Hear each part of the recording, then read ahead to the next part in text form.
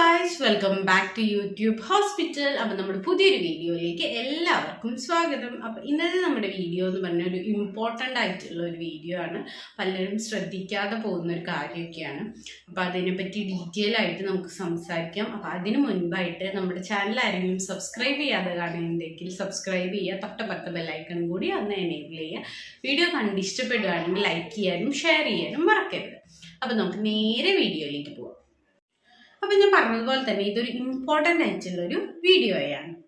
അപ്പം നമ്മുടെ യൂട്യൂബേഴ്സിൻ്റെ ഒക്കെ ഒരു ഡ്രീം തന്നെയാണ് നമ്മുടെ യൂട്യൂബ് ചാനൽ മോണിറ്റൈസ് ആവാന്നുള്ളത്.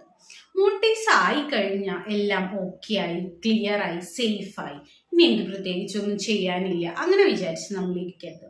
നമ്മുടെ ചാനൽ മോണിറ്റൈസ് ആയിക്കഴിഞ്ഞാൽ നമ്മൾ 3 കാര്യങ്ങൾ ശ്രദ്ധിക്കണം.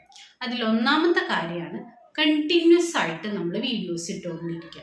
എന്നാൽ മാത്രമാണ് നമ്മുടെ ചാനൽ സബ്സ്ക്രൈബ് ചെയ്തിരിക്കുന്ന സബ്സ്ക്രൈബേഴ്സിലേക്ക് കറക്റ്റായിട്ട് നോട്ടിഫിക്കേഷൻ എത്തുകയും അവർ നമ്മുടെ വീഡിയോ കാണുകയുള്ളൂ.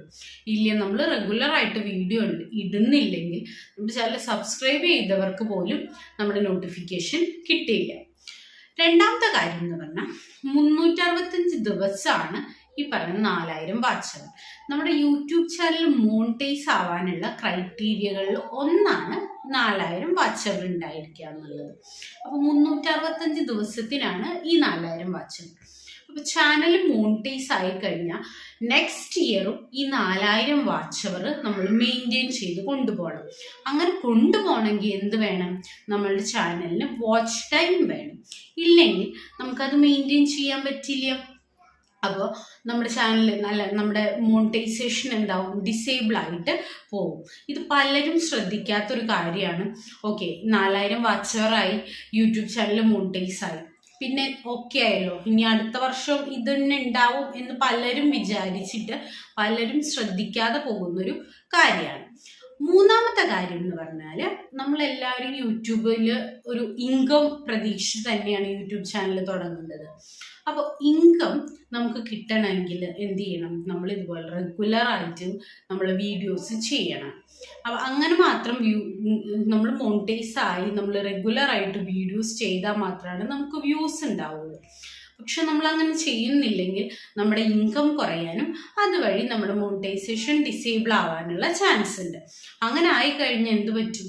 നമ്മൾ വീണ്ടും ആദ്യം മുതലേ ഈ സെയിം കാര്യങ്ങൾ, അതായത് മോണിറ്റൈസേഷൻ ആവാനുള്ള ബാക്കി കാര്യങ്ങളുണ്ടല്ലോ, അത് നമ്മൾ വീണ്ടും ആദ്യം മുതൽ ചെയ്യേണ്ടി വരും. അപ്പോൾ ഇനി നമ്മുടെ ചാനലിൽ 4000 വാച്ച് അവർ ഉണ്ടോ എന്ന് എങ്ങനെ ചെക്ക് ചെയ്യുന്നതെന്ന് നോക്കാം. അപ്പോൾ അതിനാദ്യം തന്നെ നമ്മൾ നമ്മുടെ YT സ്റ്റുഡിയോയിൽ പോകാം. YT സ്റ്റുഡിയോയിൽ പോയിട്ട് അവിടെ വാച്ച് ടൈം തന്നെ ടോപ്പിൽ തന്നെ കാണാം, അതിൽ ക്ലിക്ക് ചെയ്യാം. ഓക്കെ, വാച്ച് ടൈം എന്ന് ക്ലിക്ക് ചെയ്ത് കഴിഞ്ഞാൽ വീണ്ടും വാച്ച് ടൈം എന്ന് പറഞ്ഞു വരും. അപ്പോൾ അതിൽ ക്ലിക്ക് ചെയ്യാം. അങ്ങനെ ക്ലിക്ക് ചെയ്ത് കഴിയുമ്പോൾ 28 ഡേയ്സ്, 90 ഡേയ്സ്, 365 ഡേയ്സ് അങ്ങനെ വരും. അപ്പോൾ നമ്മൾ 365 ഡേയ്സ് എടുക്കുക. അപ്പോൾ അവിടെ കാണിക്കുന്നതാണ് നമ്മുടെ വാച്ച് അവർ. 365 ദിവസത്തെ നമ്മുടെ വാച്ച് അവർ. നമ്മുടെ ചാനൽ മോണിറ്റൈസ് ആയതാണെങ്കിൽ അതെപ്പോഴും 4000 അല്ലെങ്കിൽ അതിന് മുകളിൽ ഉണ്ടാവാൻ ശ്രദ്ധിക്കണം. അതൊരിക്കലും കുറയരുത്. അങ്ങനെ കുറഞ്ഞു കഴിഞ്ഞാൽ നമ്മുടെ ചാനലിൻ്റെ മോണിറ്റൈസേഷൻ കട്ടായി പോകും. അപ്പോൾ ഈ വീഡിയോ എല്ലാവർക്കും യൂസ്ഫുൾ ആയെന്ന് വിചാരിക്കുന്നു. അപ്പോൾ ഇത് നിങ്ങളുടെ യൂട്യൂബ് ഫ്രണ്ട്സിനൊക്കെ ഒന്ന് ഷെയർ ചെയ്ത് കൊടുക്കുക.